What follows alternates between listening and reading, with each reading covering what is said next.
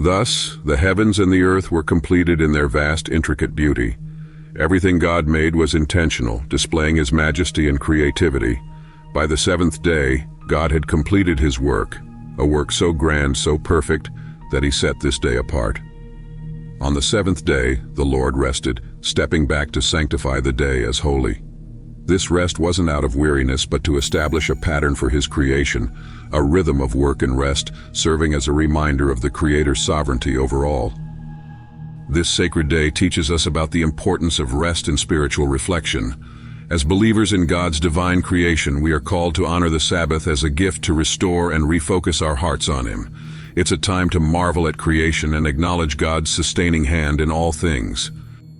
Before life took root on earth, the ground lay untouched. No rains fell, no shrubs or plants had sprung into existence. From the dust of the earth, God formed the first man. But Adam wasn't merely sculpted. God breathed His very breath into him, and Adam became a living, spiritual being. This act reminds us of the divine intimacy between God and humankind. We are not mere accidents of the natural world. We are shaped with intention, each breath we take bearing witness to the God who gave us life. This foundation should inspire us to live out our purpose with gratitude and reverence. God's generosity knew no bounds when He placed Adam in the Garden of Eden, a paradise filled with beauty and provision. Trees of every kind flourished, pleasing to the eye and nourishing for the body. At the heart of the garden stood two significant trees, the tree of life and the tree of the knowledge of good and evil.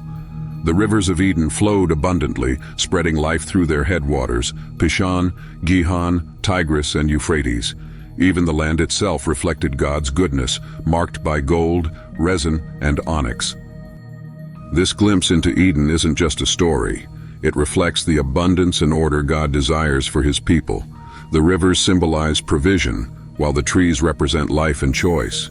God's creation calls us to recognize His generosity and live simply, taking care of the blessings we've been given. Placed in this perfect garden, Adam was entrusted with a divine responsibility to care for this place of beauty. Yet God, in His infinite wisdom, also gave Adam a choice. He was free to eat from any tree except the tree of the knowledge of good and evil. With this command, God set a boundary. To disobey would bring death. This moment underscores the essence of free will and the importance of obedience.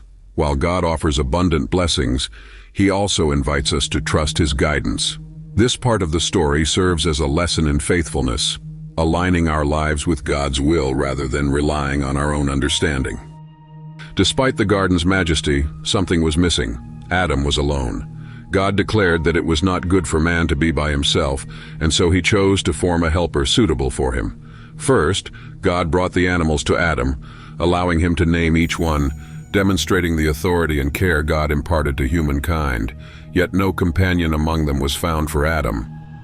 So God caused Adam to fall into a deep sleep, and from his side took a rib to craft the first woman. When Adam awoke, he was filled with joy and awe, exclaiming, "This is now bone of my bones and flesh of my flesh." She was more than a helper. She was a partner, an equal, formed with tenderness to stand beside him. This act highlights God's purpose for relationships, rooted in unity, mutual support, and love. It reflects the covenant of marriage that God designed, a union where two become one, flourishing in harmony and purpose. Adam and Eve lived in perfect harmony within the Garden of Eden. They were naked, yet felt no shame, symbolizing a pure and unbroken relationship with God and with each other. There was no fear, no guilt, only peace in the presence of their Maker. This innocence reminds us of what we were created for, to walk fully in God's presence, free from the weight of sin and shame. Though the story of Eden takes a turn, this moment serves as a hopeful reflection of God's ultimate plan to restore humanity to that perfect relationship through redemption. The creation story is not only a narrative of beginnings, but also a declaration of God's character, His power, creativity, and deep love for His people. Each detail, from the vast heavens to the creation of Adam and Eve, speaks of a God who intricately designs and sustains life. This story calls us to obedience, trust, and gratitude as we live as stewards of His creation. For faith-based audiences, this reflection offers an opportunity to deepen your understanding of God's purposes. As we look back on creation, we are reminded of the Creator's desire for intimate relationship, the gift of work and rest, and the beauty of living in harmony with Him.